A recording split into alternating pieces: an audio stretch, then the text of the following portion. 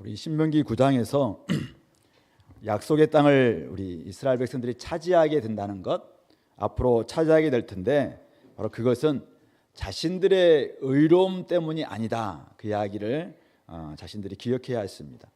오직 하나님의 덕분에 이들은 약속의 땅을 차지할 수 있다라는 것을 기억하라고 9장에서는 이야기를 했습니다. 결국 자신들이 누구인지 아는 것이야말로 구원받은 백성으로서 구원의 삶을 살아갈 수 있다는 것이죠. 이스라엘 백성들이 목이 곧은 백성, 불순종하는 사람들이다라는 것을 사실 자신들이 기억해야 합니다. 자신들의 피에는 반역의 DNA가 흐르고 있다라는 것을 기억할 때 겸손할 수 있고 어떤 상황 속에서도 교만하지 않고 주님을 의지할 수 있다라는 것을 말씀을 했습니다.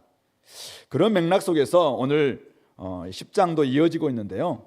모세의 기도로 말미암아 하나님께서 이제 그에게 용서를 베풀어 주시는데 결국 그들에게 이 두 번째 기회를 주시는 하나님을 1절부터 11절에서 다시 한번 그들에게 상기시킵니다. 그래서 하나님은 우리에게 자신에게 산에 올라와서 이전에 주셨던 십계명 돌판 그것을 다시 가지고 오게 함으로써 그것을 주심으로 말미암아 두 번째 기회를 주셨고, 그리고 두 번째 기회를 주셨다면은 어떻게 살 것인가 그 이야기를 12절부터 이제 22절, 11장까지 계속 이어지고 있는데 그렇게 오늘 본문이 이어지고 있는 것 같습니다.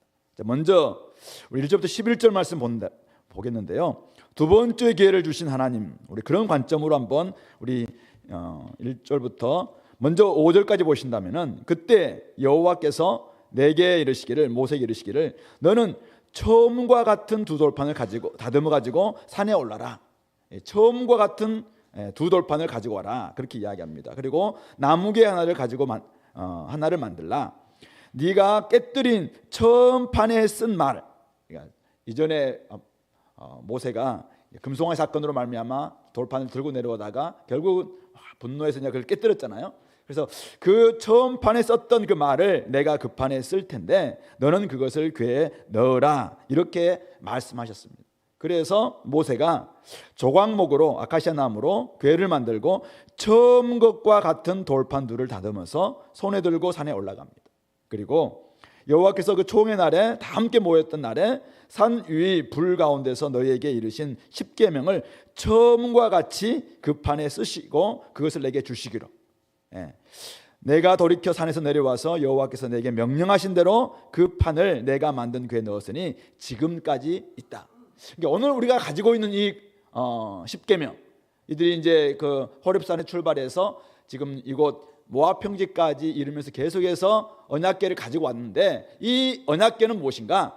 바로 처음에 깨뜨렸던 처음 판과 같은 것이다. 처음 것과 같은 것이다. 그 이야기를 하고 있는 것이죠. 하나님께서 다시 한번 동일한 말씀을 주시면서 그들에게 언약 백성으로서 언약의 관계를 내가 맺겠다. 다시 한번 내가 용납하고 용서하고 이제는 너와 함께 같이 가겠다. 이 약속으로 여기까지 왔다라는 것을 기억하라. 그렇게 말씀하고 있습니다. 그러면서 6절부터 9절은 우리 성경이나 NIV나 다 가로가 되어 있는데요. 이건 아마 이 저자의 주석일 수도 있고, 이렇게 하나님 우리에게 주신 이스라엘에게 주었던 이 기회가, 두 번째 기회가 어떤 게 있었는가라는 부분들을 이야기하고 있는데요. 세 가지 관점에서 이 두 번째 기회가 지금 제공되고 있다라는 것을 지금 적고 있습니다. 먼저는 이스라엘 자손의 광야의 여정이 계속되고 있다. 하나님께서 계속해서 그들을 광야에서 인도하고 있다라는 관점에서 그들이 두 번째 기회를 좀 얻는 것이죠. 6절 보니까 이스라엘 자손이 부에롯, 브네아, 아하간, 아하간 아들들의 우물들이라는 이름을 가지고 있는 부에롯, 브네아, 아하간을 떠나서 모세라라는 곳에 이릅니다. 거기에서 이제 아론이 죽고 장사 지내고, 그리고 7절에 거기를 떠나서 굿고다에 이르고, 또 굿고다를 떠나서 옅바다에 이르고, 옅바다는 시내가 많았고, 그렇게 쭉 해서 지금 이곳 바로 모압 평지까지 이르게 되었다라는 이 광야 여정이 계속되고 있다. 하나님께서 여전히 그들의 삶을 불기둥과 구름기둥으로 인도하고 계신다라는 것을 좀 이야기하고 있는 것이죠. 두 번째로 하나님께서 이들에게 기회를 계속 제공하고 있다는 의미가 바로 아론입니다. 아론의 제사장이 그 아들에게 지금 계승되고 있는 부분들을 이야기하고 있죠.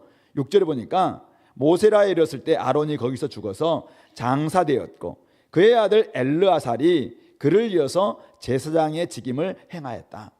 원래 아론 어떤 사람이었습니까? 하나님께 쓰임 받았지만은 결국은 호렙산에서 모세가 올라가서 이제는 그 십계명을 받을 때 밑에서 금송아지 우상을 만들었던 장본인이잖아요. 그래서 결국은 하나님께 책망도 받을 수밖에 없었는데 여전히 그에게 지금 모세가 이 아론을 위해서 기도했어요. 그래서 하나님은 여전히 이 아론을 사용하셨고, 그리고 이곳 모세라에 와서 그곳에서 이 아론의 제사장직이 그의 아들 엘르아사레까지 계승되고 있다는 것은 계속해서 하나님께서 아론 계통의 제사장을 쓰시겠다라는 그런 의미라는 것이죠. 그래서 두 번째 기회가 여전히 지속되고 있음을 보여주고 있습니다. 세 번째는 이 레위 지파인데요. 레위 지파 8절인데요. 여호와께서 레위 지파를 구별하여 여호와의 언약궤를 매겨. 레위 지파가 했던 일이 세 가지가 나와 있는데 레위 지파를 구별해서 그를 사용했는데, 첫 번째는 여호와의 언약궤를 매게 하는 일. 언약궤를 매고 고앗 자손들이 특별히 이제 이것을 메고 나아가는 것이고, 두 번째는 여호와 앞에 서서 그를 섬기고, 여호와 앞에서 늘 섬겼던 레위 자손들, 나중에는 성막을 짓고 성전을 지을 때도 이 레위 자손들이 이제는 이 여호와 앞에서 섬기게 되잖아요. 그리고 세 번째가 여호와의 이름으로 축복하게 하는 일. 그래서 하나님 앞에 제사를 드리고 난 다음에 특별히 제사장의 기도, 우리 민수기 6장에 나와 있는 이걸 통해서 백성들을 축복하게 만드는 이 일을 이 레위 자손들에게 하게 주셨는데, 그 일을 계속해서 하게 했고 오늘까지 이르게 되었다라고 이야기하면서 9절, 레위는 형제 중에서 분깃도 없고 기업도 없고 또 내 하나님 여호와께서 그에게 말씀하신 같이 여호와가 그의 기업이시다, 이렇게 이야기했던 것처럼 지금도 여전히 그들은 바로 나의 기업이다, 이런 이야기를 말씀하고 있는 것이죠. 그러므로 여전히 하나님께서 이스라엘 백성들을 용서하셨는데, 용서하고 난 다음에 사용도 하지 않겠다, 내가 용서하지만 너를 사용하지 않겠다, 이것이 아니라 용서하고 난 다음에 여전히 하나님께서는 그의 앞길을 인도해 주시기도 하고, 또 아론의 제사장직을 여전히 사실은 사용하시기도 하고, 또 레위 자손도 하나님의 기업으로 여전히 먹여주시고 입혀주시는 이 일들을 감당하고 있다, 그렇게 하시면 말하고 있는 것이죠. 이 이야기를 하면서 오늘 10절 11절 모세는 이 모든 것을 회상하면서 이렇게 이야기합니다. 내가 처음과 같이 40주 40야를 산에 머물렀고 그때도 여호와께서 내 말을 들으사 너를 참아 멸하지 아니하셨다. 하나님께서 참아주셨고 멸하지 아니하셨다. 그리고 여호와께서 내게 이르시기를 일어나서 백성보다 먼저 길을 떠나라. 내가 그들에게 주리라고 그들의 조상들에게 맹세한 땅에 그들이 들어가서 그것을 차지하리라. 그래서 네가 먼저 앞장서서 그들을 인도해라. 그들은 반드시 조상들에게 주셨던 이 약속했던 이 땅을 차지할 것이다, 이 약속을 그대로 주셨다는 말씀이죠. 그래서 이 이야기를 반복하면서 여러분들에게 하나님께서 주셨기로 약속했던 것은 반드시 차지할 수 있습니다, 이 이야기를 좀 하고 있는 것이죠. 그래서 중간에 가데스 바네아에서 그냥 또 그들이 불순종하고 했던 이런 모습들 이제는 더 이상 하지 말고, 또 호렙산에서 반역했던 이런 모습도 더 이상 하지 말고 하나님께 주시기로 약속한 이 땅 반드시 차지할 수 있다. 그러므로 바로 그것을 믿고 두 번째 주신 기회를 온전히 선용하기 바란다, 이 이야기를 지금 모세가 하고 있는 것입니다. 호렙산에서 불순종함으로 멸망받아 죽을 수밖에 없었던 이스라엘 백성들이었습니다. 그런데 하나님께서는 그들을 용서해 주셨습니다. 모세의 기도를 들으시고 멸하지 아니하시고 용서하셨습니다. 다시 땅을 차지하게 하셨습니다. 바로 은혜가 계속 지속된다라는 그런 의미입니다. 오늘 우리가 이곳에 있는 곳, 여러분들이 그동안 잘 살아서 한 번도 죄를 짓지 않았기 때문에 혹시 이곳에 있습니까? 아니면 죄를 지었음에도 불구하고 혹시 여러 가지 이유가 있음에도 불구하고 누군가의 기도로 또 예수님의 중보하심으로 말미암아 오늘 우리가 이곳에 있는 것 아닌가요? 그러니까 오늘 우리가 이곳에 있는 것은 다 이유가 있는데 그것은 사실 나의 의로움 덕분이 아니라 하나님의 바로 용서하심, 하나님의 은혜, 그리고 예수 그리스도의 구속하심 덕분이라는 것입니다. 하나님의 배려 덕분이라는 것이죠. 한 번 더 주님 앞에서 힘을 내도록 하나님께서 우리에게 기회를 주시고 계시기 때문에 오늘 이곳에 있는 것이 아닌가 이거죠. 지난날처럼 불순종하고 목이 곧은 채로 우리가 살아간다면은 사실은 이 두 번째 주신 기회를 우리가 정말 하나님 앞에서 온전한 모습으로 드릴 수 있겠는가, 그런 부분들을 한번 돌아봤으면 좋겠습니다. 기회를 주신 하나님 뜻을 살펴서 오늘 우리가 걸어가야 될 구원의 여정, 끝까지 여러 가지 험산 줄령도 만날 것이고 골짜기도 있을 것이고 또 우리 마음속에 낙심도 있을 것이고 내가 과연 하나님의 백성 맞나 이런 의심과 회의도 혹시 빠질 수도 있을지 모르겠어요. 그러나 여전히 주님께서는 우리의 구원의 여정을 앞에서 이끌어 가실 것입니다. 그러므로 그분을 끝까지 따라가는 우리의 구원의 여정이 됐으면 좋겠고요. 또 우리를 거룩한 제사장이라고, 왕 같은 제사장이라고, 거룩한 나라요, 그의 소유된 백성이라고 우리를 칭해 주지 않았습니까? 그렇다면 우리도 오늘 우리에게 맡겨주신 이 왕과 같은 제사장 직분도 우리가 좀 잘 감당하며 살아가야 되지 않겠는가 생각해 봅니다.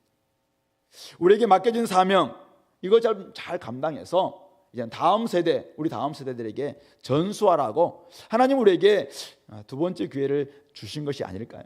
우리 이런 말 있잖아요. 오늘은 어떤 날인가? 오늘은 어제 죽었던 그분이 그토록 기대하고 기다렸던 바로 내일이라고 그렇게 이야기합니다. 그래서 오늘 우리가 헛되이 살아서는 안 된다, 이런 이야기를 종종 하고 있지 않습니까? 그렇다면 오늘 우리에게도 하나님께서 두 번째 기회를 주셨습니다. 불순종하던 우리를, 죄의 종이 있던 우리를 의의 종으로 하나님이 우리를 변화시켜 주셨습니다. 의의 병기로 살라고, 하나님의 나라와 의를 위해서 살라고 주신 것이 아니겠습니까? 하나님의 영광을 위해서 살라고 우리에게 두 번째 기회를 주신 것이 아닐까요? 그렇다면 이제는 우리가 하나님의 영광을 바라보고 고난 가운데서도 좀 즐거워하면서 하나님과 화평을 누리게 된 이 놀라운 이 관계 회복, 이것을 오늘도 우리가 마음껏 좀 누렸으면 좋겠습니다. 하나님 앞에 마음껏 좀 나오고 또 하나님의 영광을 좀 즐거워하고, 나에게 주셨던 이 사명이 그냥 내가 잘나서 주신 것이 아니라 하나님이 나에게 또 한번 살아보라고 주신 정말 두 번째 기회구나, 이런 사실을 좀 깨닫고 그렇게 나아가야 하지 않겠는가. 새로운 삶을 살라고 우리에게 이렇게 두 번째 기회를 주신 거예요. 그렇다면 오늘도 우리가 좀 더 다른 태도로 주님 앞에 설 수 있었으면 좋겠고, 또 우리에게 맡겨진 사명도 잘 감당할 수 있게 되기를 간절히 바랍니다. 한번 생각해 보세요. 여러분들이 진짜 불치병에 걸렸다가 갑자기 은혜로, 누군가의 기도로, 아니면은 병원에서 진짜 명의를 만나서 여러분이 고침 받았다면은 여러분들의 두 번째 그 인생은 어떻게 살겠습니까? 우리 자신들이 바로 그런 존재라는 거잖아요. 우리가 원래 불순종하던 존재였어요. 반역하던 자들이었습니다. 반역의 DNA가 있는 사람들이었습니다. 그런데 우리 이걸 사실은 하나님께서 심판하지 않으시고 용서하시고 기회를 주신 것이 바로 오늘 이 자리에 있는 이유라는 사실입니다. 그렇다면 우리가 좀 어떻게 살아가면 좋겠는가, 그런 부분들을 좀 생각하면서 두 번째 파트, 오늘 그렇다면 이 두 번째 기회를 주신 하나님께서 이스라엘 백성들에게 요구하시는 바가 무엇인가, 이 말씀을 좀 귀 기울여 들으시고 또 우리가 결단하는 그런 시간 될 수 있기를 바랍니다. 자, 우리 12절 말씀 봅시다.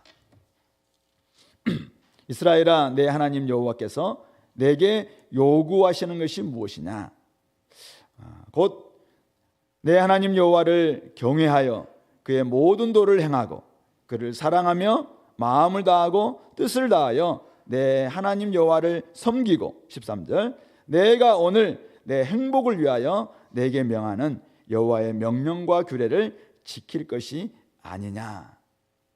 이 12절 13절을 어떤 분은 이제 12절부터 11장 마지막 절까지 하나님이 지금 모세를 통해서 이스라엘 백성들이 어떻게 살아야 된다는 이야기를 계속 하실 텐데 그것에 서론이다, 이렇게 이야기를 하더라고요. 서론격에 해당되는데 여기에는 한 5가지의 우리가 행동 명령이랄까요? 이스라엘 백성들이 행해야 될 5가지의 행동이 나와 있는데요, 다 하나님과 관련이 있습니다. 첫 번째는 뭔가요? 과연 하나님께서 내게 지금 요구하시는 것이 무엇이냐? 첫 번째는 내 하나님 여호와를 경외하라. 하나님을 두려워하라는 것입니다. 하나님을 경외하라. 두 번째는 그의 모든 도를 행하라. 그분께서 원하시는 삶의 방식, 그분의 방식대로 살아내라. 걸어라. 그렇게 이야기합니다. 세 번째는 그를 사랑하며 그를 정말 사랑해라. 그리고 네 번째가 그를 마음을 다하고 뜻을 다하여 내 하나님 여호와를 섬겨라. 여호와를 진짜 섬기되 마음을 다하고 뜻을 다하여서 여호와를 섬겨라. 그리고 다섯 번째가 13절에 나와 있는 내게 명하는 여호와의 명령과 규례를 지켜라. 여호와의 명령을 순종하라. 바로 이 다섯 가지. 그러니까 여호와를 경외하고 여호와의 도를 행하고 여호와를 사랑하고 여호와를 섬기고 여호와의 규례를 명령을 지키는 것. 이 다섯 가지가 결국은 여호와께서 지금 이스라엘 백성들에게 요구하시는 바다. 그렇게 이야기하고 있습니다. 그런데 이 다섯 가지에 다섯 가지 중에서 가운데 뭐가 있어요? 가운데 그를 사랑하며가 있습니다. 결국은 하나님을 경외하고 그의 도를 행하고 전심으로 그를 섬기고 여호와 명령을 지켜야 되는데 그 모든 것의 중심에는 하나님 사랑, 하나님을 사랑하는 것이 있다라고 이야기하고 있는 것이죠. 뭘 이야기합니까? 우리가 누구예요? 바로 하나님의 은혜를 받은 사람들이죠. 그렇다면은 당연히 우리는 하나님을 사랑해야 된다. 그리고 하나님을 사랑한다면은 하나님께서 원하시는 결국은 하나님을 경외하고 하나님을 섬기고 하나님의 말씀을 지키고 하나님의 길로 걸어가는 이런 삶의 모습들이 있어야 된다 이거죠. 은혜와 사랑을 받은 사람들이라면은 그 은혜와 사랑에 걸맞게 하나님을 사랑하고 하나님의 삶의 방식대로 살아내는 것, 그것이 바로 하나님이 지금 이스라엘 백성들에게 요구하시는 바다. 그렇게 이야기하고 있습니다. 그런데 13절 말씀이 내게 명하는 여호와의 명령과 규례를 지킬 것이 아니냐라고 이야기하면서 이 내게 명하는 여호와의 명령과 규례를 누구를 위해서 지키라고 이야기하고 있습니까? 물론 우리는 하나님을 위해서 하나님을 사랑하기 때문에 하나님을 사랑한다면 이것을 지킨다 이렇게 이야기할 수 있는데 오늘 이 말씀에는 오늘 네 행복을 위해서 바로 내게 명하는 여호와의 명령과 규례를 지킬 것이 아니냐 이렇게 이야기합니다. 그러니까 은혜에 대한 반응, 하나님을 사랑하기 때문에 우리가 말씀을 지키는 것도 있지만은 결국 우리의 행복을 위해서, 이스라엘의 행복을 위해서 하나님이 주시는 말씀과 규례를 지킬 것을 이야기하고 있는 것입니다. 그러면서 14절 15절에서는 그들이 결국 이스라엘이 하나님을 사랑해야 될 이유, 그 이유는 무엇인가? 바로 하늘과 모든 하늘의 하늘, 또 땅과 그 위의 만물 다 하나님 여호와께 속한 것이로되 여호와께서는 내 조상들을 기뻐하시고 그들을 먼저 사랑했다는 것입니다. 그러니까 모든 것이 다 하나님의 것인데 그 중에서도 특별히 이스라엘 백성들을 기뻐하시고 사랑해서 그들의 후손인 너희를 만민 중에서 택하셨음이 오늘과 같다.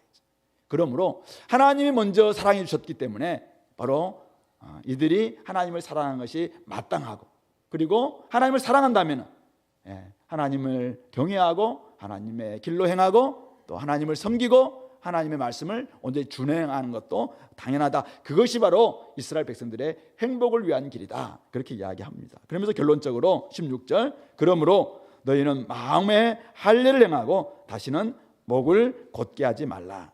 첫 번째 하나님의 사랑인데 하나님의 사랑에 중요한 태도가 있는데 그것은 하나님을 사랑한다고 할 때 우리가 해야 될 게 있어요. 두 가지가 있는데 바로 마음에 할례를 행하는 것입니다. 마음이 우리는 겉으로 지금 이스라엘 백성들은 겉으로는 육신의 할례를 행하는 사람들이었습니다. 언약 백성이었죠. 그런데 하나님이 원하시는 것은 이 외피적인 할례가 아니라 마음의 할례를 행하라. 진짜 회개하라. 진짜 회개하라.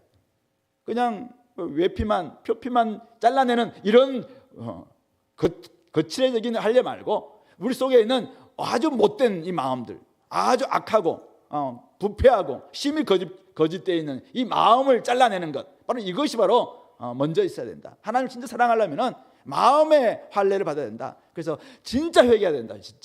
진짜 회개야말로 회개에 합당한 열매를 맺는 길이고 그것이 하나님을 사랑할 때 내적인 태도다. 그리고 두 번째가 다시는 목을 곧게 하지 말라. 목을 곧게 한다는 건 뭐예요? 머리를 빳빳이 들고 있는 거잖아요.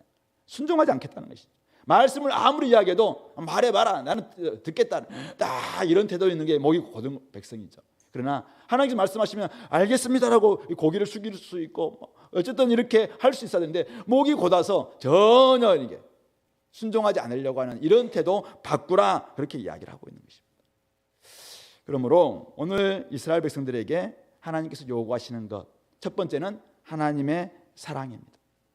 한 번 실패했던 이스라엘 백성들에게 두 번째 기회를 주셨는데 그 두 번째 기회는 하나님을 사랑하라고 주시는 기회임을 우리는 알 수 있습니다.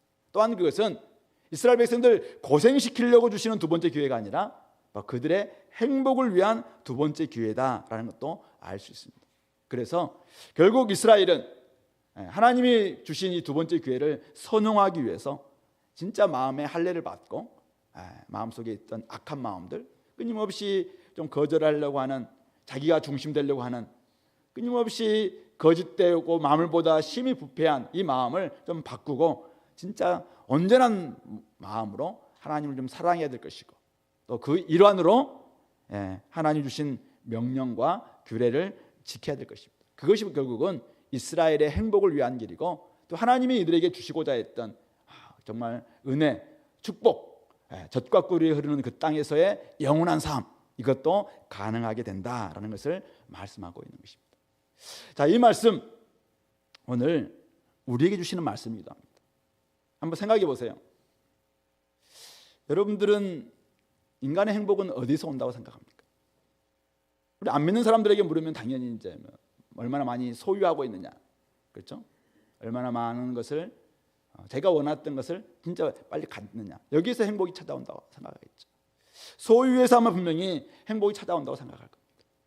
그러나 오늘 우리는 하나님의 은혜를 받아서 구원받은 백성들이잖아요. 자, 우리들의 행복은 어디에서 찾을 수 있습니까? 여러분들 진짜 마음속으로 한번 생각해 보세요. 이거 교과서에 나와 있는 그 대답 말고 여러분들 마음속에서 나의 행복은 어디서 오는가? 한번 스스로에게 한번 질문을 던져보세요. 오늘 성경은 네 행복을 위해서, 네 행복을 위하여 네게 명하는 여호와의 명령과 규례를 지킬 것이 아니냐, 이렇게 말씀하고 있습니다. 하나님의 말씀을 떠나 우리가 진짜 행복할 수 있을까? 한번 스스로에게 한번 질문을 던져봤으면 좋겠습니다. 하나님의 말씀을 떠나서 내 마음대로 한번 살아봐 보고 싶잖아요, 우리는. 그러면 그게 진짜 행복한 것일까? 하나님을 사랑한다고 하면서도 하나님을 섬기지도 않고, 하나님을 경외하지도 않고, 하나님의 길로 행하지도 않고, 하나님의 말씀을 순종하지도 않으면서 내가 내 마음껏 그냥 여행 다니고, 내 마음껏 먹고, 내 마음껏 즐기고, 주일이고 뭐 이런 상관없이 마음껏 자기가 삶을 향유하는 것, 왜 어느 정도는 행복할 것 같아요. 근데 그것이 마지막 지점까지 우리가 간다고 생각해 보세요. 우리 어떤 드라마 막 불륜을 행하고 마음껏 막 살고 치고받고 싸우고 온갖 나쁜 짓 다 하고, 그 드라마의 마지막 결론을 우리가 이제 딱 알고 새드 엔딩이다. 지금 그가 막 누리고 있는 이 행복이 마지막까지 행복이냐 이거죠. 그건 아니라는 것을 우리가 잘 알고 있지 않습니까? 근데 우리도 알고 있습니다. 하나님 말씀을 떠나고, 하나님을 섬기지 않고, 하나님을 경외하지 않고, 하나님의 길로 행하지 않는 삶은 사실 아무리 많은 것이 주어진다 할지라도 그것은 사실은 처음에는 되게 행복하게 보이고 안락하게 보이기도 하고 되게 부러워 보이긴 하지만은 그것이 불행의 시작이고 결국 그 새드 엔딩 드라마의 마지막인 것이 그렇게 되는 것처럼 그렇게 될 것이라는 것을 우리는 뻔히 보지 않습니까? 그렇다면 오늘 우리가 다시 한번 점검해 봐야 될 것은, 오늘 우리가 하나님의 은혜로 말미암아 구원받은 사람들입니다. 그리고 우리에게 두 번째 기회가 주어졌습니다. 그렇다면은 내가 진짜 하나님을 사랑하고 있는가? 사랑하는 것. 오늘 이스라엘 백성들에게 요구하는 것 첫 번째가 하나님 사랑해라, 지금 이야기를 하고 있는 것이죠. 그렇다면 오늘 우리들에게도 동일하게 하나님 좀 사랑해라, 이 이야기를 좀 하고 있는 것입니다. 사랑입니다, 사랑. 마음의 할례를 받고 이제는 다시는 좀 목을 곧게 하지 말고 하나님 말씀 앞에 순종하는 좀 백성이 되라, 이 이야기를 하고 있는 것입니다. 마음을 다해서 마음이 새롭게 함으로 변화를 받지 않고 이 이야기를 하게 되면은 또 저 이야기를 하는구나. 되게 부담스러울 거라 생각해.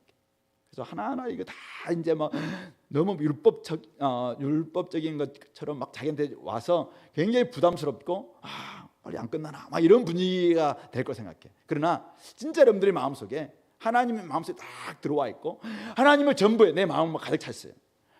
내가 진짜 하나님의 은혜였구나. 나의 행복은 진짜 하나님에서 오는 거구나. 하나님이 나의 전부구나. 하나님이 나의 모태이고 하나님이 나의 사랑이고 하나님만이 나의 모든 것이다. 이렇게 진짜 고백하는 이런 삶을 한번 우리가 경험한 사람들이라면, 이 은혜를 받은 사람들이라면 이런 이야기들이, 이 5가지 행동이 저는 무거운 짐이 되지 않을 거라 생각합니다. 예수님께서 말씀하셨습니다. 수고하고 무거운 짐진 자들아 다 내게로 오라, 내가 너희를 쉬게 하리라 하면서 주님께서 그에게 주시는 이 멍에는 쉽고 가벼운 것이다, 이렇게 이야기했죠. 주님이 우리에게 말씀을 주시지 않는 게 아니에요. 다 우리에게 말씀 주셨습니다. 서로 사랑하라고 주셨고, 하나님을 사랑하고 이웃을 내 몸같이 사랑하라고 주셨고, 끊임없이 전도하라고 주시고 말씀을 우리 주십니다. 그런데 진짜 예수님을 사랑하는 사람들, 예수님을 사랑하는 그 마음이 가득 찼다면 이것은 무거운 짐이 아니라 정말 하나님 나를 향한 그 은혜가 얼마나 큰 것인가 생각할 때 감사거리가 되지 않겠나 생각해 봅니다. 그런 점에서 오늘 여러분들 이 사랑을, 나는 정말 하나님의 사랑을 받은 사람 맞는가, 그리고 하나님의 사랑을 정말 내가 오늘 경험한 사람 맞는가, 이 부분들 한번 점검해 보시기 바랍니다. 그 사랑을 가장 극명하게 잘 보여주고 있는 성경이 있다면은 요한이 쓰고 있는 요한일서입니다. 우리 요한일서 말씀 잠깐 볼까요? 요한일서 우리 4장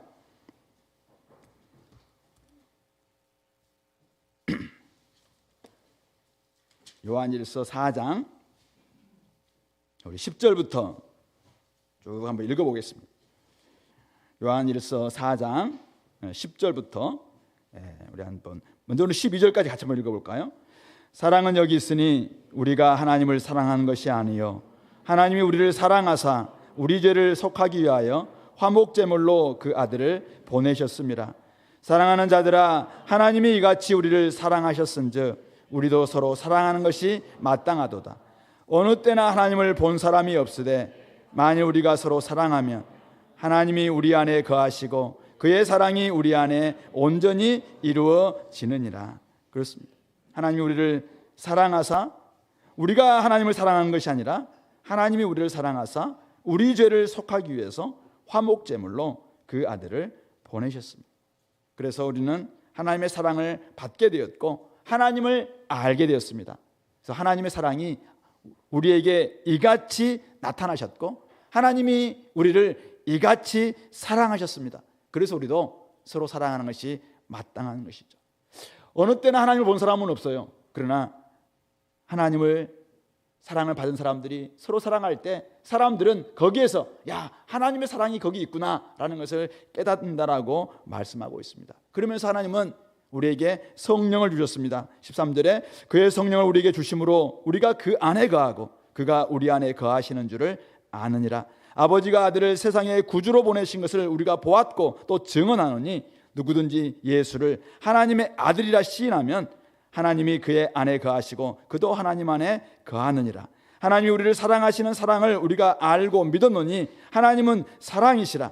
사랑 안에 거하는 자는 하나님 안에 거하고 하나님도 그의 안에 거하시느니라. 이로써 사랑이 우리에게 온전히 이루어진 것은 우리로 심판날에 담대함을 가지게 하려 함이니 주께서 그러하신 것 같이 우리도 이 세상에서 그러하니라. 그러면서 이 사랑 안에 거하는 사람들은 어떤 삶을 사느냐, 18절 보니까 사랑 안에는 두려움이 없고 온전한 사랑이 두려움을 내쫓나니 두려움에는 형벌이 있습니다. 두려워하는 자는 사랑 안에서 온전히 이루지 못하였느니라. 우리가 사랑함은 그가 먼저 우리를 사랑하셨습니다.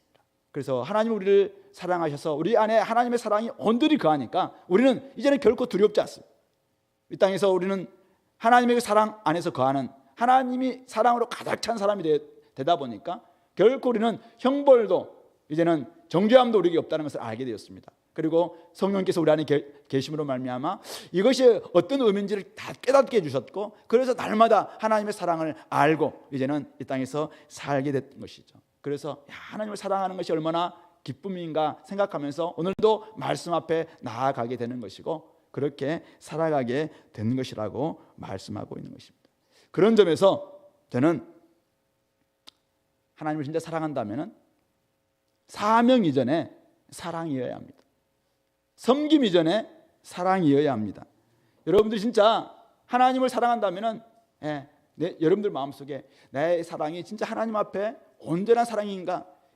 사명, 섬김 물론 우리가 감당할 필요가 있습니다. 그러나 먼저 내가 내 속에 하나님의 사랑이 있는지를 점검해 봤으면 좋겠습니다. 하나님을 사랑한다면 하나님을 경외할 것입니다. 하나님을 사랑한다면 하나님을 섬길 것입니다. 하나님을 사랑한다면 하나님의 길로 걷고 싶을 것입니다. 하나님과 날마다 데이트하고 싶을 것입니다. 하나님을 사랑한다면 하나님과 동행하면서 하나님 말씀 뭐라고 하시는지 듣고 싶을 것입니다. 하나님의 사랑은 우리에게 그렇게 말씀하고 있는 것이죠. 여러분들이 누군가를 사랑하게 될 때 늘 함께하고 싶은 바로 그 마음처럼 오늘 진짜 하나님을 사랑한다면 오늘 그 사랑을 한번 점검해 보시기 바랍니다. 진짜 사랑한다면 행복할 겁니다. 하나님을 진짜 사랑한다면 마음을 새롭게 함으로 변화를 받아서 진짜 사랑한다면 거기에 두려움도 사라질 것이고 하나님을 가득 차기 때문에 이 행복, 이 기쁨, 이 만족 여호와는 나의 목자시니 내게 부족함이 없다라고 고백하는 그러한 행복, 그런 만족이 우리 삶 가운데 찾아올 것입니다. 그런 사람들은 결코 이 땅 가운데서 어떤 것도 두렵지 않을 것입니다. 하나님을 사랑하는 것이 힘이고 하나님을 사랑하는 것이 능력이고 하나님을 사랑하는 것이 담대함이고 하나님을 사랑하는 것이 나의 전부이구나 라는 것을 깨닫게 될 것입니다. 저는 그 사랑 안에 여러분들이 들어왔으면 좋겠습니다. 그런 사람들은 오늘 모세를 통해서 하나님께서 말씀하셨던 것처럼 그분을 길로 걸어가고 그분을 경외하고 그분을 섬기고 그분의 말씀이 진짜 나의 행복을 위한 것이구나 깨닫고 그 말씀 앞에 온전히 나아갈 수 있을 것입니다. 그렇지 않고 마음에 사랑이 가득 차지 않는 가운데서 하나님으로 가득 차지 않는 가운데서 어떻게 우리가 정말 온 마음과 영혼을 다해서 하나님께 나아갈 수 있겠습니까? 그런 점에서 다시 한번 여러분들 마음속에 하나님을 사랑하고 있는지 먼저 하나님 우리를 사랑하셨습니다. 그 사랑 때문에 우리가 하나님을 사랑하고 있는 이런 모습들을 점검해 보시기 바랍니다. 여러분들은 진짜 하나님을 사랑하십니까? 그렇다면 오늘 말씀하고 있는 것처럼 경외하시기 바랍니다. 섬기시기 바랍니다. 그분의 길로 걸어가시기 바랍니다. 그분의 주셨던 말씀 앞에 우리가 준행하려고 애쓰는. 그래서 자꾸 내가 율법적인 어떤 모습으로 내가 자꾸만 뭔가를 하려고 할 때마다 다시 한번 기본적인 동기 점검해 보시기 바랍니다. 내가 하나님을 사랑하는가? 그리고 이 사랑은 하나님의 사랑에 대한 온전한 반응인가? 내가 진짜 하나님의 사랑을 받은 사람 맞는가? 이 점검을 통해서 여러분들이 진짜 하나님을 사랑하는 이런 삶의 모습들을 보일 수 있게 되기를 바랍니다. 두 번째로 넘어가겠는데요. 두 번째는 17절부터 오늘 모세가 이렇게 이야기를 합니다. 너희 하나님 여호와는 신 가운데 신이시며 주 가운데 주시고 크시고 능하시고 두려우신 하나님이시라. 사람을 외모로 보지 아니하시며 뇌물을 받지 아니하시고 고아와 과부를 위하여 정의를 행하시며 나그네를 사랑하여 그에게 떡과 옷을 주시는 하나님이시다. 그러므로 너희는 나그네를 사랑하라. 너희도 전에 애굽 땅에서 나그네 되었음이니라. 이렇게 이야기하고 있습니다. 이스라엘은 하나님을 닮아야 합니다. 하나님을 따라가는 하나님의 자녀, 하나님의 백성이어야 합니다. 하나님 어떤 분이십니까? 하나님이 사람을 외모로 취하지 않으시고 뇌물을 받지 않으시는 분이십니다. 하나님이 고아와 과부를 위하여 정의를 행하시는 분이십니다. 하나님이 가장 어려운 외로운 사람인 나그네를 사랑하여 그를 먹이고 입히시는 분이십니다. 그러므로 이스라엘도 이웃을 사랑하되 가장 멀고 가장 외롭고 가장 어려운 이웃인 나그네를 사랑해야 하는 것입니다. 그것이 바로 하나님의 뜻이고 바로 신 가운데 신, 주 가운데 주이신 하나님께서 이스라엘에게 기대하시는 바입니다. 가장 연약한 지체인 고아와 과부를 위해서 정의를 행하고 가장 어렵고 외로운 나그네인 바로 이웃인 나그네를 사랑해서 떡과 옷을 입히는 그런 백성으로 살아내는 것, 이것이 애굽 땅에서 나그네 된 이스라엘을 사랑하신 이유이고, 가나안 땅으로 인도하여서 여전히 나그네를 사랑하라고 명령하시는 하나님의 뜻입니다. 그런 점에서 바로 이웃을 사랑하는, 바로 이것은 하나님의 사랑받은 백성이라면 당연히 해야 되는 두 번째 사랑, 또 여전히 하나님의 사랑과 다르지 않는 또 다른 사랑이다라는 것을 말씀하고 있는 것이죠. 바로 이 말씀은 여전히 두 번째 기회를 받은 저와 여러분들에게도 유효한 말씀이자 예수님께서 제자들에게, 그리고 오늘 우리 성도들에게 기대하시는 바도 저는 이 말씀과 이 뜻과 별반 다르지 않다라고 생각합니다. 주님께 다시 오실 때 누구를 칭찬하신다고 말씀하셨습니까? 마태복음 25장에 보시면은 우리 양과 염소 비유를 통해서 누구를 하나님께서 칭찬하신다고 이야기했습니까? 바로 가난한 고아와 과부 같은 사람들, 헐벗은 사람들, 나그네 같은 사람들, 저 갇힌 사람들, 이런 사람들을 예수님을 대하듯 사랑하고 돌보고 또 베풀고 찾아가고 위로했던 이런 사람들이 바로 네가 나에게 행한 것이다, 그렇게 말씀하시면서 칭찬하셨습니다. 그리고 아까 우리 봤던 요한일서 4장 20절 21절에서도 진짜 우리가 하나님을 사랑한다면, 하나님은 눈에 보이지 않지만 하나님을 진짜 사랑한다면 눈에 보이는 형제들을 사랑하는 것이야말로 나를 사랑하는 것이다, 그렇게 말씀하고 있습니다. 그러므로 오늘 우리가 해야 될, 우리에게 하나님께서 기회를 주시면서 하나님의 사랑을 나타내라 라고 하시는 그 사랑은 하나님을 향해서 온전히 우리가 온 마음을 다해서 뜻을 다해서 하나님을 사랑하는 것, 이것이 당연히 첫 번째입니다. 그리고 동일한 마음으로 바로 이 땅에 가장 어려운 이웃인 나그네들을 바로 사랑하는 것입니다. 이 땅의 나그네들이 누굽니까? 이 땅에 어려움을 가지고 있는 사람들이겠죠. 이런저런 이유 때문에 아무것도 사실은 가진 것이 없고 또 정처도 없고 어디에 살아갈 수 있는 힘도 없는 이런 이웃들, 이런 사람들을 사랑하는 것, 소망이 없는 사람들, 외국인들, 나그네들, 이런 사람들 사랑하는 것, 이것이야말로 하나님께서 하나님을 사랑하는 또 다른 모습이다라는 것을 말씀하고 있는 것입니다. 여러분들 오늘 PBS 했던 베드로전서에서도 바로 우리를 이 땅에서는 거류민과 나그네와 같다라고 이렇게 이야기를 했습니다. 그렇습니다. 우리들은 이 땅에서 거류민이자 나그네들입니다. 우리는 이 땅에서 정처가 없는 사람들입니다. 이 땅은 바로 우리의 본향이 아니죠. 그래서 우리는 거류민이자 나그네와 같은 사람들입니다. 그래서 이 땅에 흩어진 나그네들을, 심정들을 누구보다 잘 아는 사람들이어야 합니다. 그래서 우리들은 그들을 돌아보고 돌보고 선한 행실로 그들을 사실은 보살필 수 있어야 되는 것입니다. 이웃사랑은, 바로 이 나그네 사랑은 하나님의 사랑의 또 다른 이름입니다. 하나님을 경외하는 삶, 우리가 삶을 살기 위해서는 이 땅에서 어려워하고 있는, 힘들어하고 있는 우리 공동체의 나그네들이 혹시 있다면 이들을 돌보고 이들을 사랑하고 구체적으로 뭔가를 줄 수 있는 이런 모습들이 필요하다는 사실이죠. 야고보 사도도 동일하게 말씀하십니다.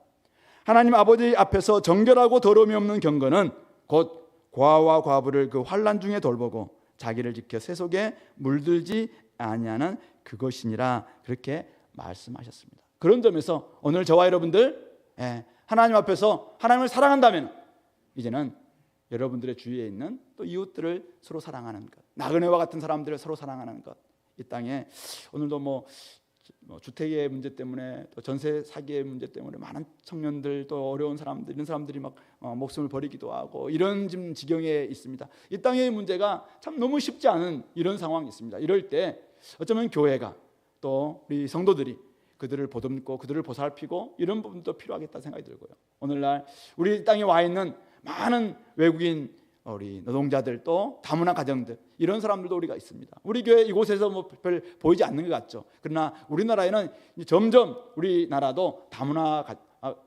사회가 되고 있습니다. 이럴 때 우리가 할 수 있는 일이 뭘까?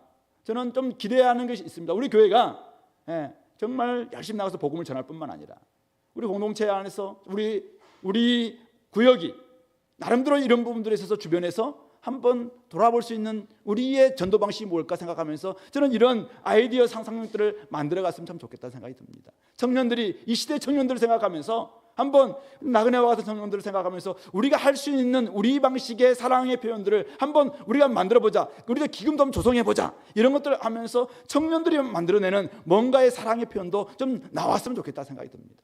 대학생들은 대학에는 또 우리 열심히 복음을 전할 뿐만 아니라 우리가 살아내는 이 일들은 결국 뭡니까? 당연히 어떤 방식이든지 우리의 이웃들인 청년 대학생들 또 사랑하는 모습으로 나와야 되지 않을까요? 그러니까 복음을 전하지 말자는 게 아니라 복음을 열심히 전하되 이 복음은 바로 이런 것이다라는 것을 보여줄 수 있는 그런 공동체를 좀 만들어 보자는 것이죠. 그런 점에서 우리가 다시 한번 오늘 이스라엘에게 기대하고 있는 하나님의 이 마음을 가지고 오늘 우리들에게도 동일하게 이런 요소 기대하시겠다 생각하면서 함께 아이들도 만들어보고 뜻도 좀 세워보고 이렇게 할 수 있는 그런 우리 공동체 될 수 있기를 바랍니다. 마지막 이제 모세가 정리를 하면서 우리 20절부터 이렇게 이야기하죠. 20절 내 하나님 여호와를 경외하여 그를 섬기며 그에게 의지하고 그의 이름으로 맹세하라. 다시 한번 결론적으로 이야기하고 있죠. 네 하나님 여호와를 경외해라. 그리고 그를 섬기라. 그에게 의지하고 그의 이름으로 맹세하라. 구체적으로 그 사랑을 좀 표현해라 이 이야기입니다. 왜냐하면 그는 내 찬송이시고 내 하나님이시다. 네 눈으로 본 이같이 크고 두려운 일, 너에게 행하신 이 용서, 너에게 행하신 이 구원, 바로 너를 위해서 행하셨느니라. 애굽에 내려갔던 내 조상들이 겨우 70명이었으나 이제는 내 하나님 여호와께서 너를 하늘의 별과 같이 이렇게 많게 하지 않았느냐. 200만 명이나 되는 이 엄청난 이스라엘의 백성들을 하나님께서 풍성하고 그렇게 하나님께서 충만하게 만들어주신 이유가 무엇인가?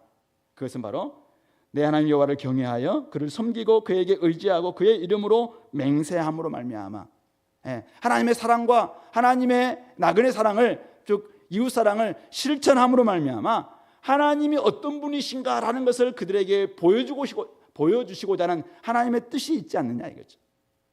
이것은 아브라함을 부르신 이유와 같습니다. 아브라함을 왜 부르셨습니까? 아브라함을 부르신 이유는 온 세상을 하나님의 백성으로 삼기 위해서 복의 통로로 삼기 위해서 아브라함을 불렀습니다.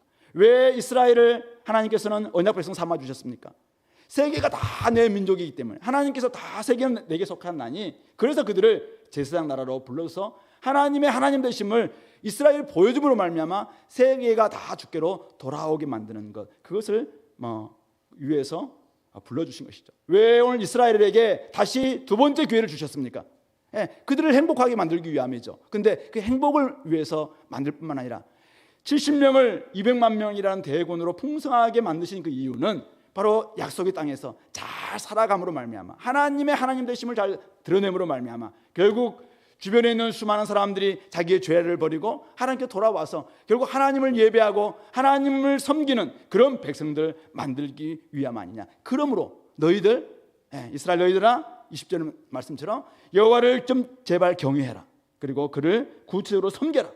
그에게 의지하고 그의 이름으로 맹세함으로 말미암아 앞에서 이야기했던 하나님의 사랑과 나그네 사랑, 이웃 사랑들 구체적인 부분들을 정말 실천하는 이런 삶을 살기 바란다. 그렇게 말씀하고 있는 것입니다.